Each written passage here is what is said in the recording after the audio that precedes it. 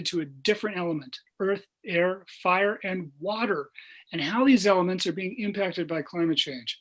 The week will culminate with a day-long set of programs presented in collaboration with Sustainable Resilient Longmont on that Saturday. You should tune into that. It's going to be really incredible stuff, I think. I'd like to thank all of the people who make our programming possible: the Scientific and Cultural Facilities District, the Stewart Family Foundation, the Friends of the Longmont Museum, our many museum donors and members, and our media sponsor, the mighty KGNU Community Radio out of Boulder. We simply couldn't do all that we do without you, so thank you. For more information about all that we do here, or to find out more about how you can support the museum's work, visit longmontmuseum.org. Now, for tonight's program, it's being presented in conjunction with our current exhibition, Enduring Impressions, Degas, Monet, Pissarro, and their printmaker, George William Thornley, which is on view now through July 18th here at the museum. The exhibition features original paintings, charcoal illustrations, and prints by quintessential Impressionists Claude Monet, Edgar Degas, and Camille Pissarro, generously on loan from the collection of Drs. Morton and Tobias Mower. All three painters produced a prodigious amount of stunning lithographs in collaboration with printmaker George William Thornley. The exhibition is among the first to examine these remarkable relationships and to showcase the works that emerged from this influential moment in time. Tickets for the exhibition are on sale now through our website at longmontmuseum.org. Tonight we are joined by Molly Medakovich of the Denver Art Museum and the curator of Enduring Impressions, Simon Zalkind, for an exploration of Impressionist painters and their various relationships to printmaking. Molly Medakovich is a museum educator at the Denver Art Museum and an independent art historian. During her tenure at the DAM, she has contributed to several exhibitions related to Impressionism and 19th century art, including Nature as Muse, Impressionist landscapes from the Frederick C. Hamilton collection, Court to Cafe, 3 centuries of masterworks from the Wadsworth Athenaeum, Drawing Room, an intimate look at French drawings from the Esmond Bradley Martin collection, In Bloom, painting flowers in the age of Impressionism, among others.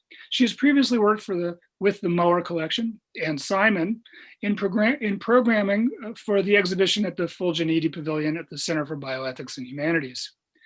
Masterworks from the Tobias and Martin Mower collection.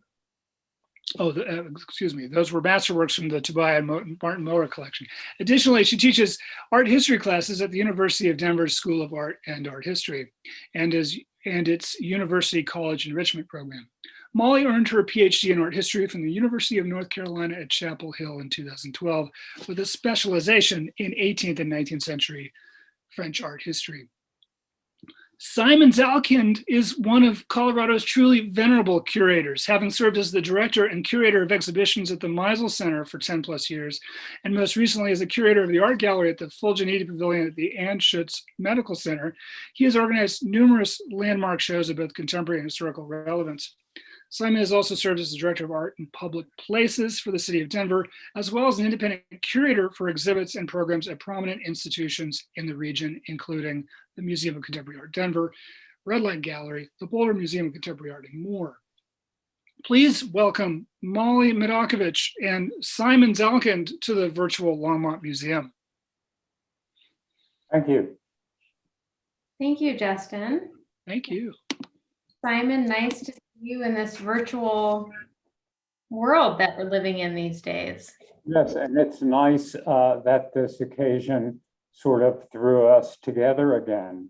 Molly and I, as Justin mentioned, worked on an exhibition also centered around Impressionist works from the Mower collection. That was what, 2 years ago or more? Maybe 3. Yeah, it's been a few years, and it's wonderful to see, another iteration of their collection on view in Longmont. It's wonderful. Those were my thoughts, and that iteration threw us together again. So here we are. Yes, lovely to see you. Simon, I think it would be great if you could give us a little walk through the exhibition. I brought a few images to visualize some of the handiwork and careful thinking that you put into what is a wonderful show at this lovely museum. So if we want to start with perhaps looking through and walking through some of the galleries, does that sound good?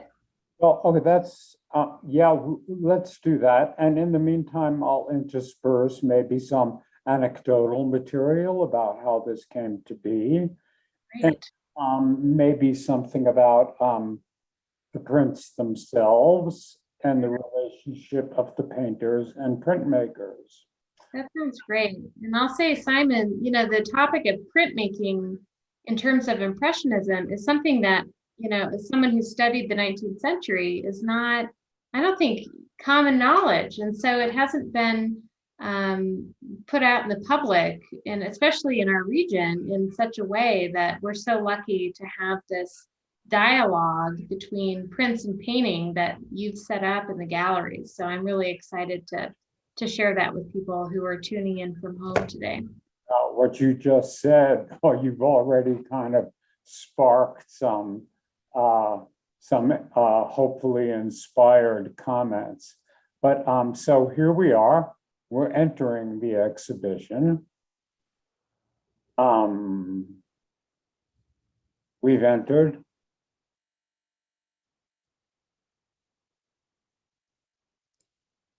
And I particularly want to thank Jared Thompson of the Longmont Art Museum.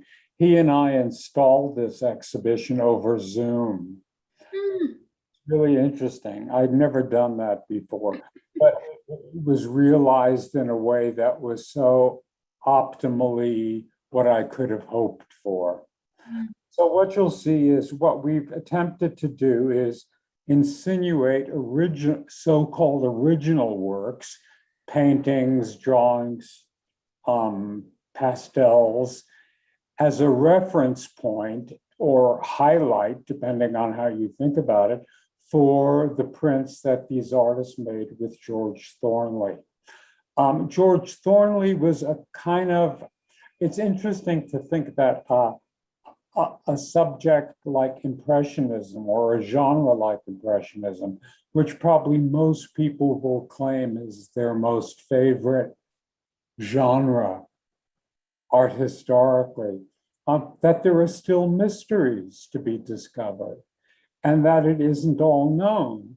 And this is one of the sort of slightly mysterious areas in which not much was known, and finding out how these people came together and worked on these projects was not particularly easy. But I do want to acknowledge the collectors, Morton and Moa Tobier, who had the foresight and the means not only to collect major works, but who saw in these collaborations, these lithographic collaborations with George Thornley, something really substantial and magical and worth pursuing. So I have a lot to say about the relationship. Some of it is kind of gossipy, which is interesting. But Molly, maybe you could give us a backdrop, some kind of background on Impressionism, how it, I don't know if evolved is the right word, how it went from being an outlier movement to being everybody's, sort of favorite art making genre, and a little about Degas, Monet, Pissarro, and Paris and art in the 19th century.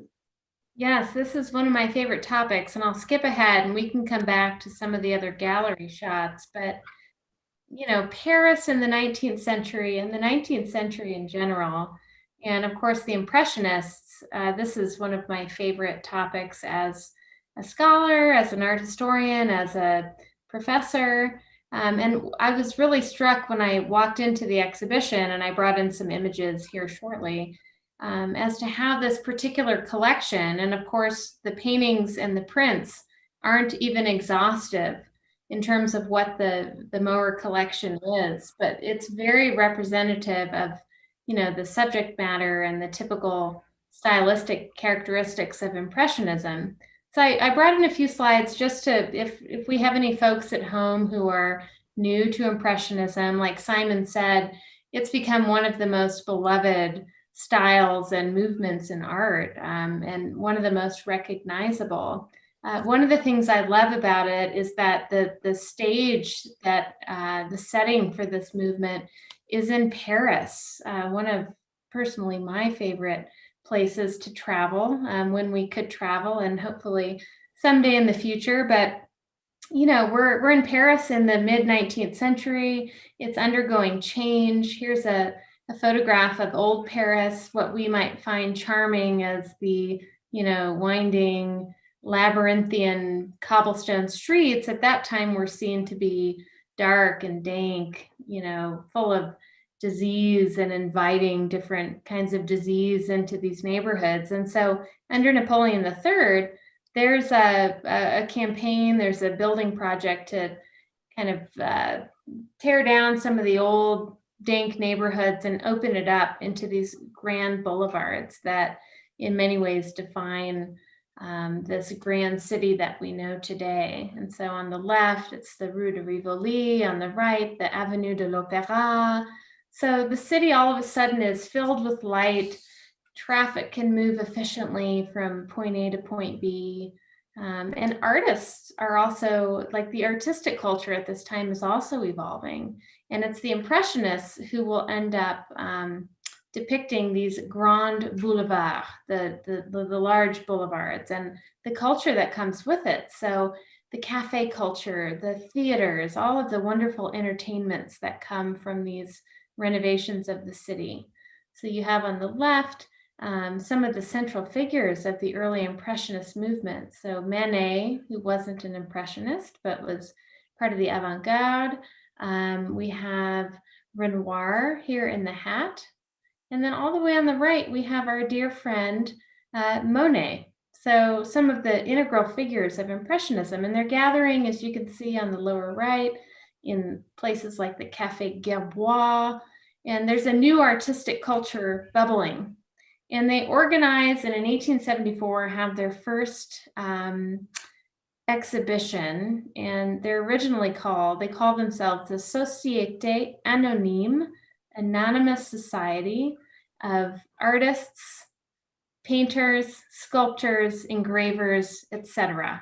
So not quite the Impressionists that we came to know. And they hold their first exhibition in a photographer's former studio, and his name was Nadar, Nadar. And he became known for photographing some of the most famous celebrities of the era. And the reception was mixed, right? So if you have been familiar with Impressionism, you might have heard about this critic, Louis Leroy. He sees Monet's Impression Sunrise, which, if you want to have one of the most wonderful art moments of your life, you go to the Musée Marmottan in Paris and you come upon this painting. And Louis Leroy says, "Impression, I was sure of it. I was just telling myself that since I was impressed, there had to be some impression in it. And what freedom, what ease of workmanship. Wallpaper in its embryonic state is more finished than that seascape."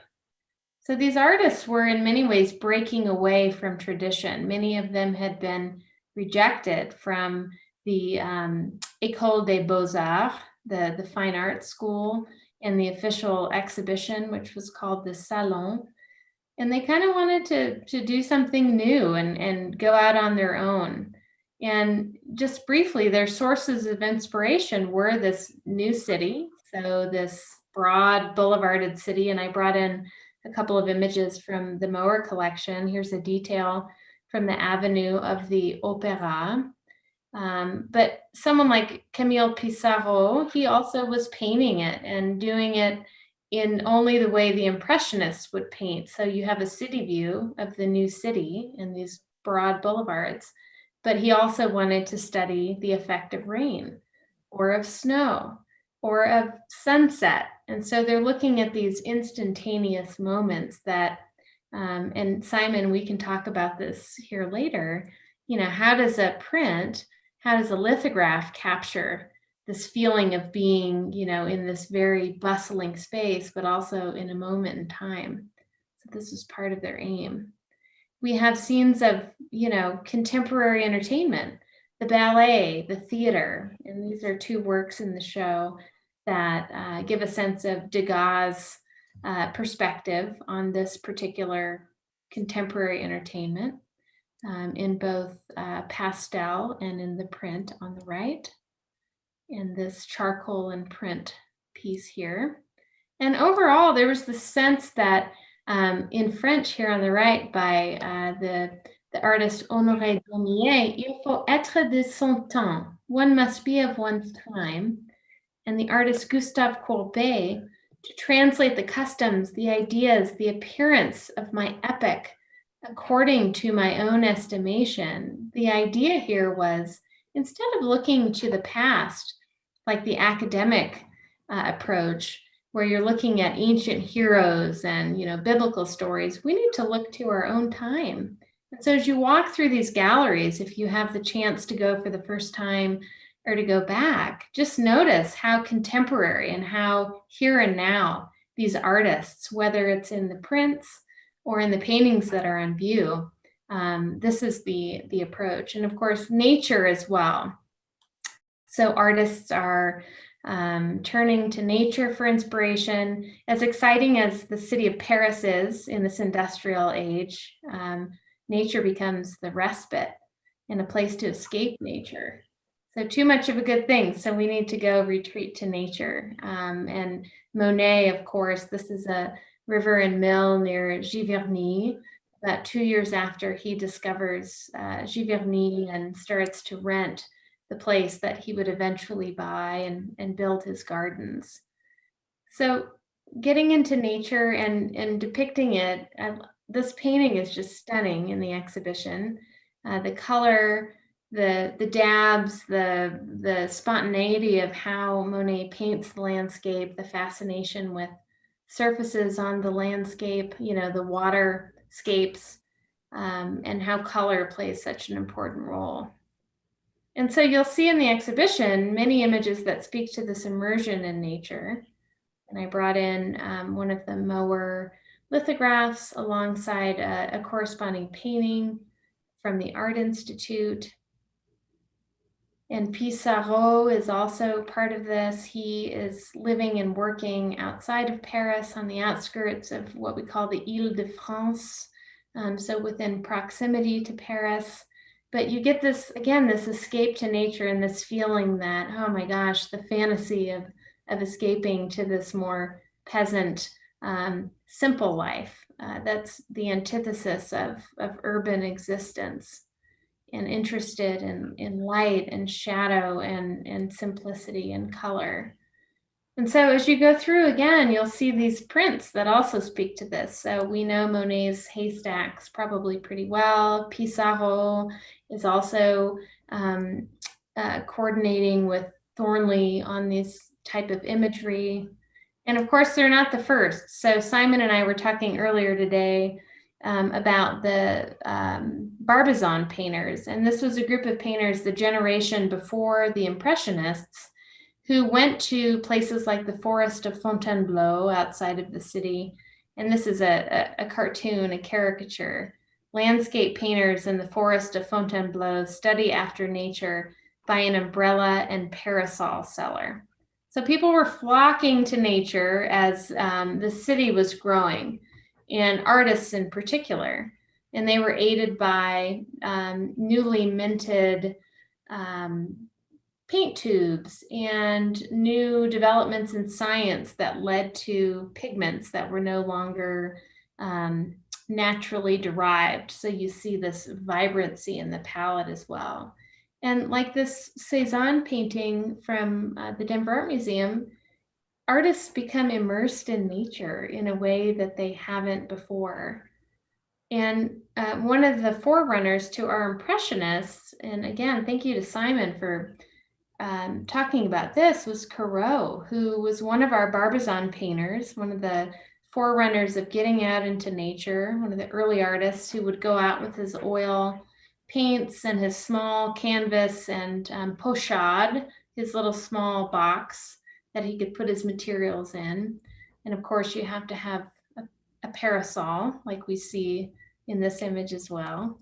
But it's experiencing and painting nature firsthand and having the tools to do that. And as Simon so wonderfully pointed out, Corot was one of our early plein air painters who was into printmaking and etchings of his work. Some artists, and Corot included, would take the actual copper plate out and etch directly onto it in nature.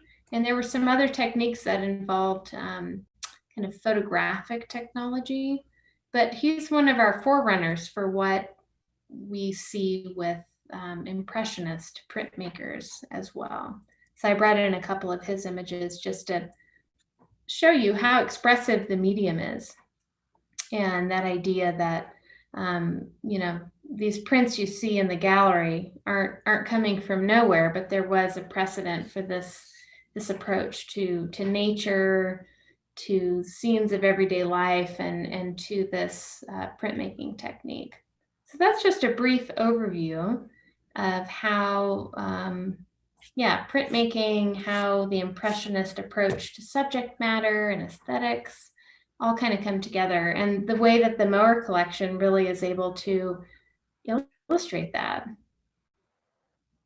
So I might toss it back over to Simon and see your thoughts on that, or if we want to go back to some of the installation images. That was provides me with a terrific backdrop. I think I'd like to kind of zero in and narrow our focus a little and actually talk about the three artists who were in the exhibition, their relationship with each other insofar as it's known to us, and also this mysterious guy named George William Thornley. Also, the whole, Impressionists as printmakers almost, I think, strikes some people as some kind of, it's counterintuitive, because Impressionism was, had a sense of spontaneity, of mark making, of immediacy, of lived experience, at the moment. And printmaking, as we know, is very process oriented and laborious, and takes us out, in most cases, out of nature or out of the lived context of experience and into a studio where one begins to work on something in a way that was very different. But okay, so we have three artists here, Degas, Monet, and Pissarro, who I would venture to say, correct me, Molly, if you disagree, are probably three of the more, not just better known, but heroic and exemplary figures in French Impressionism. They had different relationships to printmaking. So Degas, for example, was very attuned to it. He had made etchings and I think lithographs and monotypes, many monotypes, well before being introduced to Thornley. Monet, on the other hand, had a complete aversion to printmaking. He was very suspicious of the process-oriented aspect of it. He felt that they were mostly served as kind of not second rate, but attempts to approximate an original work in a medium that did not lend itself to originality. Pissarro also was an enthusiastic printmaker. There's also, and this is part of the backdrop, it's interesting, for example, that Thornley is a mysterious character. His father was English, his mother was French. He grew up in France, and he was a painter of very traditional seascapes and maritime scenes.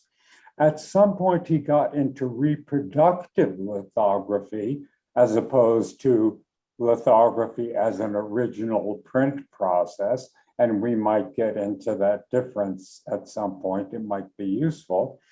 But he came to the notice of Theo van Gogh, who is Vincent van Gogh's brother. So somehow Van Gogh gets implicated in all this. And Van Gogh offers him this plum of a project, which is to make a portfolio with Degas that would, in a sense, in a very economical sense, take Degas' work of the past decade and essentialize it into like maybe 15 images and promote that as an original work to a public hungry for the work of Degas, potentially unable to afford the quote unquote original works. And Degas was enthusiastic about this. And so that was sort of the first project that Thornley did with these artists. And the Degas portfolio was a great success, both aesthetically as well as commercially. It sold out. And I think what was interesting and what this project really kind of was the first of its type is that Degas recognized Thornley's contribution as more than simply a reproductive one.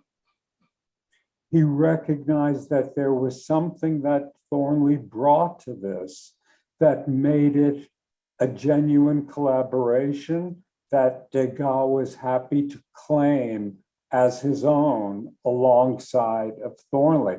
So we see both signatures on the prints, which is very interesting. It's an artist and a collaborator, both claiming the work, respecting each other's contribution. Where one's contribution ends and the other's begins, it's hard to say. Obviously, Thornley was the technician, but it was more than simply being a technician. There had to be a kind of attunement to whatever soulfulness, whatever Degas was attempting to do with his art.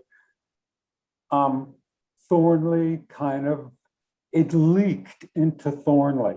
So they were both happy to claim it. And Degas, I believe, then introduced Thornley to Pissarro, who also embraced this project, but he was no stranger to printmaking.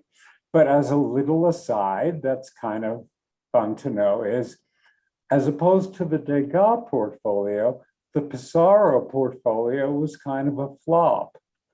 I don't think it was a flop aesthetically, and critically it did very well, but it didn't sell very well at all. And as a result, Pissarro sued Thornley, and they may have maintained their friendship or relationship, but Thornley spent the rest of his life, doing all kinds of things, but also paying Pissarro back for Pissarro's investment in the project. So that's interesting, the way these people's relationships evolve. And then, of course, the big catch. And I think really Thornley was kind of aggressive in this sense, because there were lots of people willing to make prints with these guys. He had to in some way convey his relationship and his awareness of what they were doing in a way that made him both trustworthy and a likely collaborator. But Monet, as opposed to the other Impressionists, had a tremendous antipathy towards printmaking and really resisted it for years. He made some attempt early in his career. He felt it was a failure and swore he'd never do it again. So how Thornley convinced him to engage in this process with him was, again, is a somewhat mysterious. So it's weird that there are still mysteries around Impressionism. You know, you think of anything, we know everything that there is to know about this, but we don't. And those are the three major painters that Thornley worked with. Again, still maintaining his own career as a painter of maritime and seascapes, of maritime scenes and seascapes.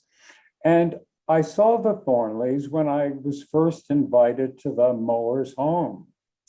And really they were, I wouldn't say almost casual, but these were works that one would anticipate seeing in a major institution, you know, like the Denver Art Museum, maybe the Met, I don't know, not in someone's domestic environment in Denver, Colorado. So given the enormity of what I was seeing, some of which is in the exhibition, the Thornleys at first looked kind of not just modest, but not, they didn't have the immediacy with which one was seduced by the major works, you know, but I kept coming across them. And I've always been a print person.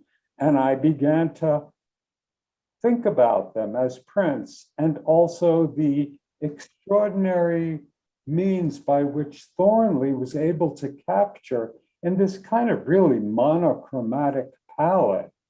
You know, there isn't much color there.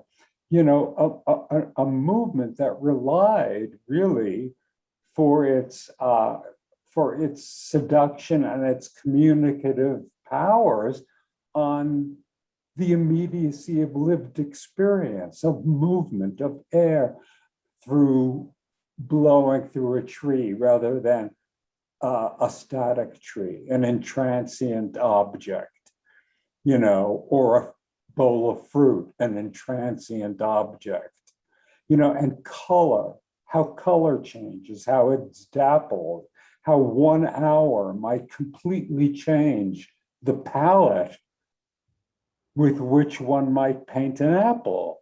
You know, it's all of those things are lived experience.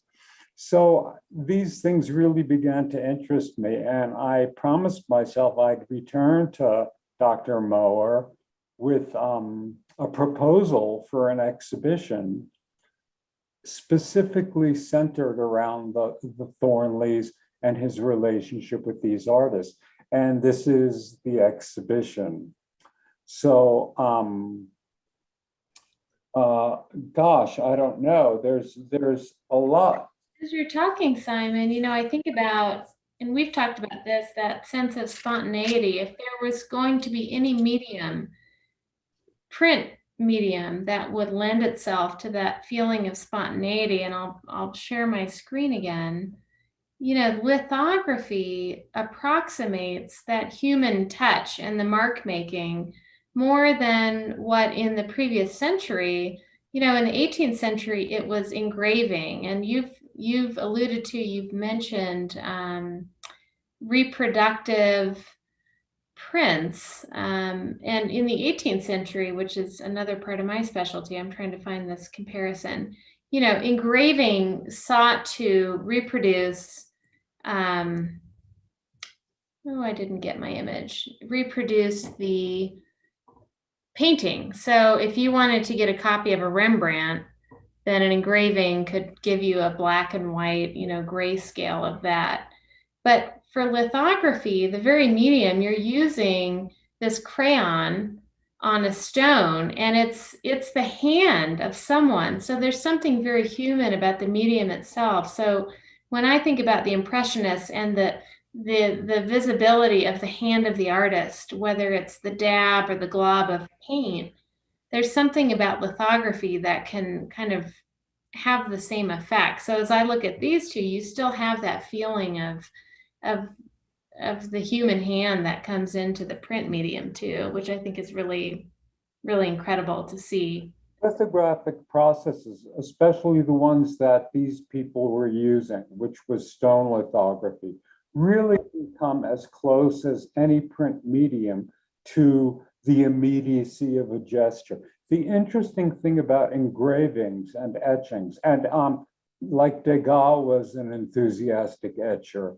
I mean, Rembrandt is really still is the high when it comes to etching as an expressive means of art making. You know, it doesn't get any better. Lucas Cranach, Albrecht Dürer, all through the centuries. But what's interesting about the etching and engraving techniques is that they are only capable of making a line. Yes.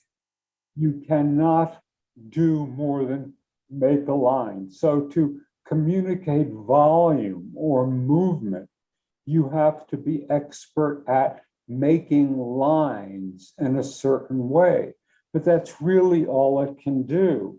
And lithography, as you said, comes closer to the immediacy of drawing and gestural potential and capacity. So yes, you're right, but it's still process oriented. It still means going into a studio, drawing what one has seen.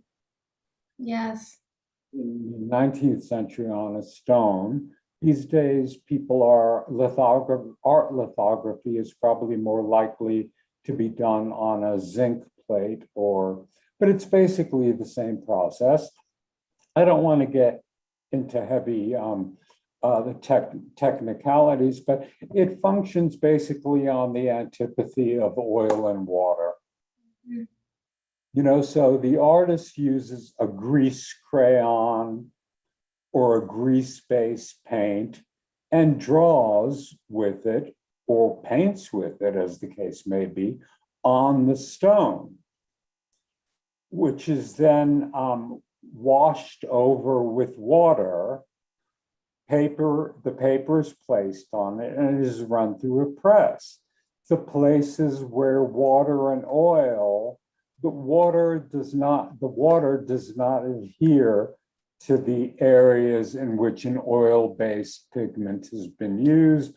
So the resultant print, the image that comes out, is the area where the artist has applied himself. So, you know, that's probably as far as I'd like to go with it. But, you know, also at the same time, you know, Japanese prints were arriving and had a tremendous influence on Impressionist artists. I mean, the person who comes to mind for me all the time, this is beyond the means of this exhibition to address, is like someone like Mary Cassatt. I mean, who so inspired by Japanese prints. This was a huge aesthetic.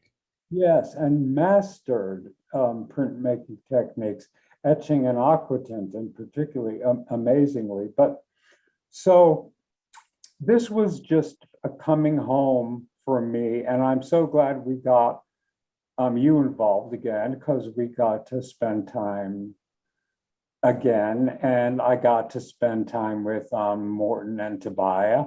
I hope if they're not watching right now that they tune in, but I'm trying to see what time it is. I'm wondering, is there anything that we haven't addressed? I took so many notes, but I don't know that I mean, one of the questions that folks might have, and we've talked about it, is that difference between, you know, the reproductive print.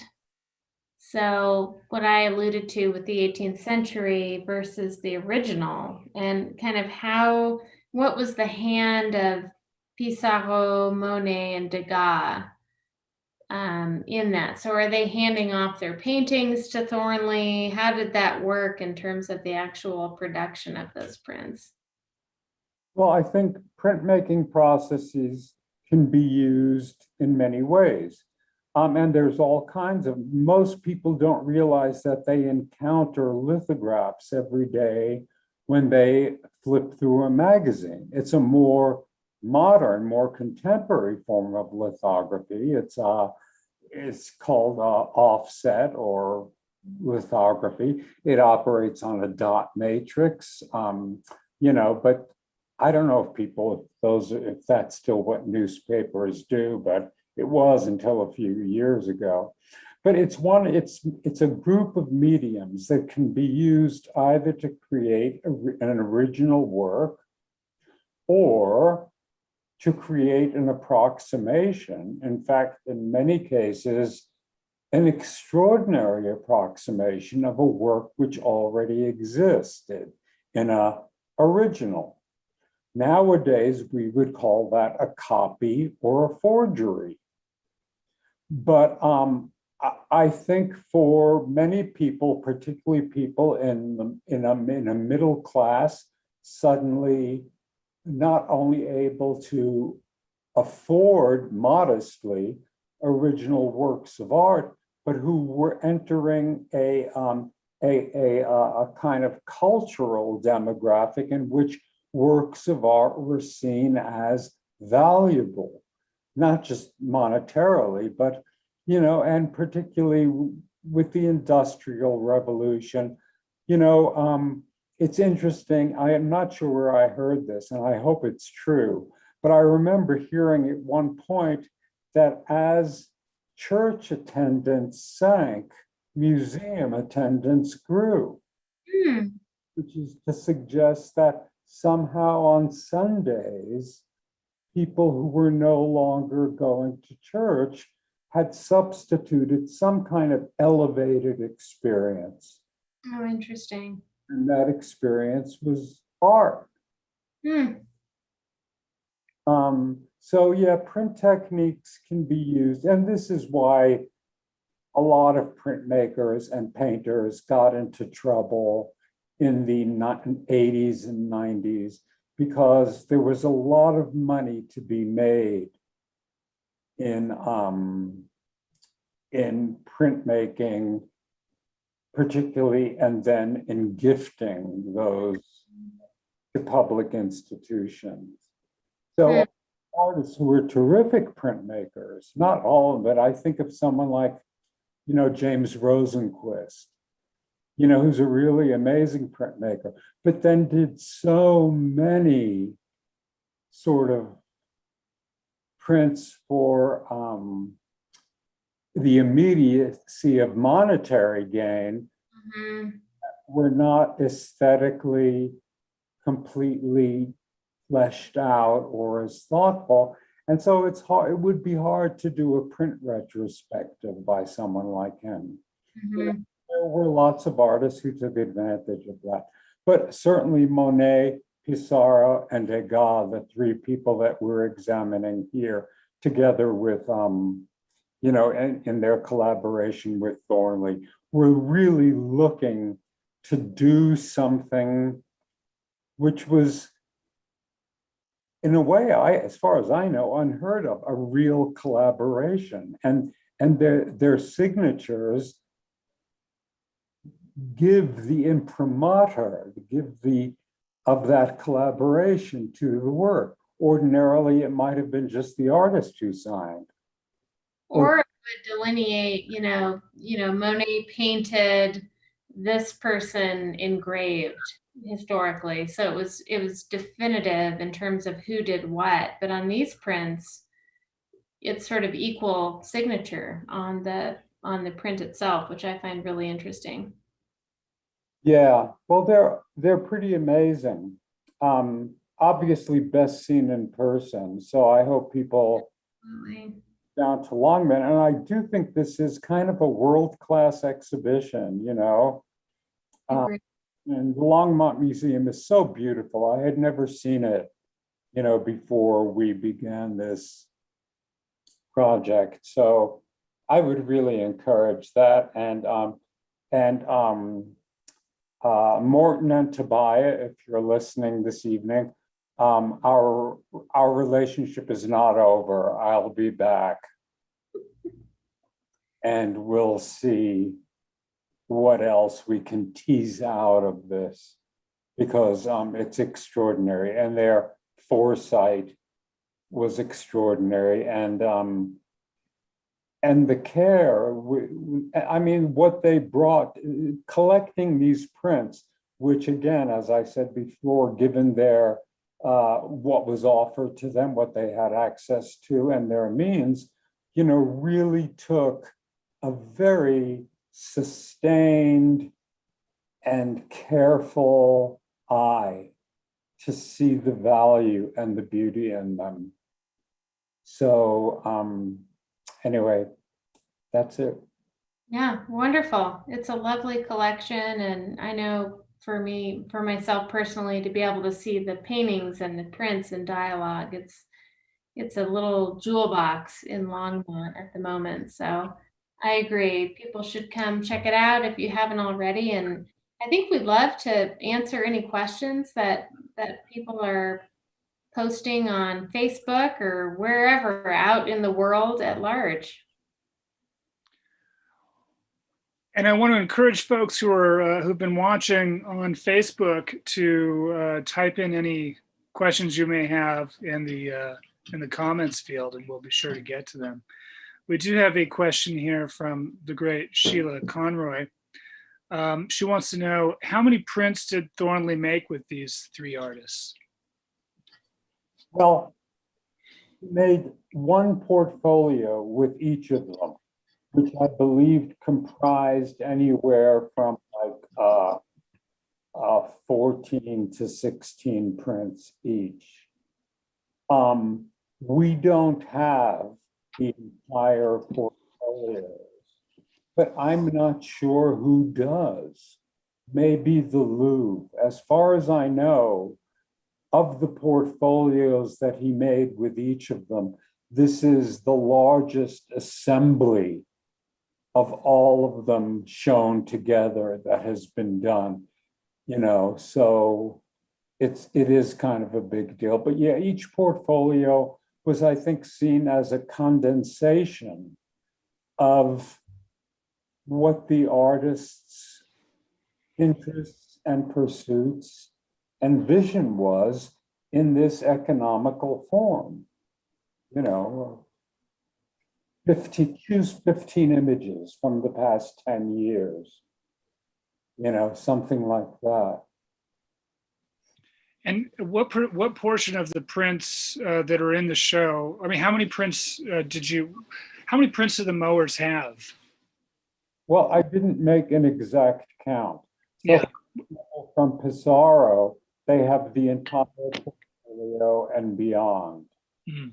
From Monet, I think there may be 7 or 8, maybe more. From Degas, there are only 3 or 4 from the portfolio, but which is augmented, interestingly enough, by the largest number of so-called original works, pastel. Mm. Mm. Let's see if we have any other questions here.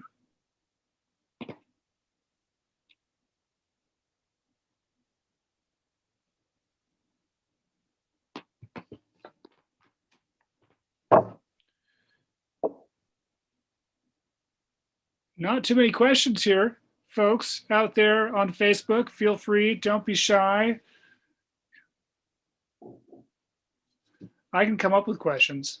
I can as well. Yeah. Simon, what was most, I don't know, surprising or rewarding for you as you've worked with this collection, whether it's the paintings you've worked with or the prints? what has that been like for you as a curator? It's pretty incredible. You're asking me? Yeah. Well, first of all, there was the kind of proverbial kind of like, you still owe my heart. Like, I cannot believe these people casually invited me over to their home. Objects are in their home, and I'm used to seeing work like this in the most exalted and rarefied conditions. And then the fact that they were making them available to me was, I thought, it's the old pinch yourself. This can't really be happening. So there was that. But then after I got over that, there was the almost superabundance of pleasure in just being able to, in a museum, I couldn't get close enough, alarms would go off if I got that close. But then when I began to see these monochromatic, smaller and more modest works interspersed, that definitely sparked or provoked my interest, and sort of deciding to go down the trail of where this could lead me, because there were mysteries. I certainly never knew about them. But as a curator, it doesn't get any better, even though, strictly speaking, this isn't really, I'm not an art historian. And actually, Molly, one of the reasons I was happy to get you involved is because you are, and this is your field. I could just kind of make monosyllabic grunts, like, oh. Hardly, Simon. You were able to actually speak about them. But anyway, I think there's someone who wants to say something. Donna wants to know if what if any future plans there might be for these works. Well, they have a home, and how that home will evolve, that's up to Doctors Morton and Tobias Moore. But I still see in their collection that there are ways to put certain things in dialogue. There are themes that can be teased out. I'm still thinking about the treasure load, the treasures that are there and that potentially haven't been seen or worked with in relationship to each other.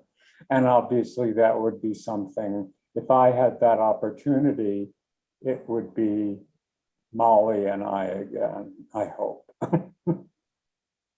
It certainly has been fun to collaborate and to work with this wonderful collection. It's so flexible in terms of the breadth and, the ways stories can be told through it. And this current installation, this exhibition is just wonderful. I've thoroughly enjoyed it. It might also be worth mentioning that the Mowers didn't stop at the Impressionists. So we get into the Post-Impressionists. There's Matisse, there's Chagall, there's Picasso. They didn't stop at the Impressionists, even though that's where their major focus and concentration was. But they were open to masterworks almost up to the modern period. So yeah, it's pretty amazing. We do have one more question here from Mario. He wonders, is it so unusual for artists of stature to share authorship in this way, co-signing an artwork? Could it have been a prerequisite for Thornley to improve his marketing endeavors, or did he actually serve as the hand in generating the drawing of the image? I'm confused by this generous sharing by the artists.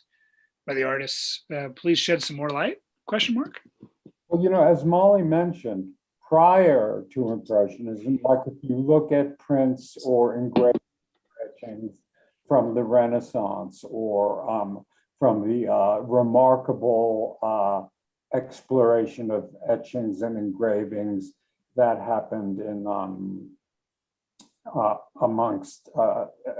Holland amongst the Dutch, the French as well, but people like Durer, Cranach, Rembrandt, all really is, typically what you get, and this goes up through and into the 19th century, is someone who produces these prints as reproductions. The original artist is acknowledged. It usually says Pinx, P-I-N-X, and gives the artist's name. And then gravure or whatever, I'm not sure if that's, and it'll tell you who the engraver was. So they're it's not acknowledged as a collaboration. It's simply acknowledged as a reproduction in which two people were involved. So I don't know if it was, I think Thornley wasn't that powerful. I think the magic of these works is that the artists acknowledged that he was able to tease out something that did not comprise their original intent. And so I can't imagine he would have been that convincing with a figure as stubborn as, say, Monet. I think it was a genuine mutual recognition of each other. I'm sure it didn't hurt him, but Agreed. About that? Molly, do you have anything? Yep. It is interesting because, like you're saying, Simon, historically there was a division, and I'm not as familiar with the printmaking side with the Impressionists, but clearly there was an advantage to be had, I would imagine, on both sides for having that mutual recognition on the print. But historically, it's unusual to see that, for sure. Is it more common these days with, in contemporary work, artists and printmakers working together like that? I couldn't tell you. After 1900, Justin. No. Don't ask me after 1900.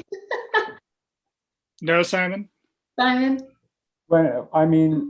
These days when people acquire what's an original print, they're not that interested who the technician was that birthed this work in collaboration with the artist.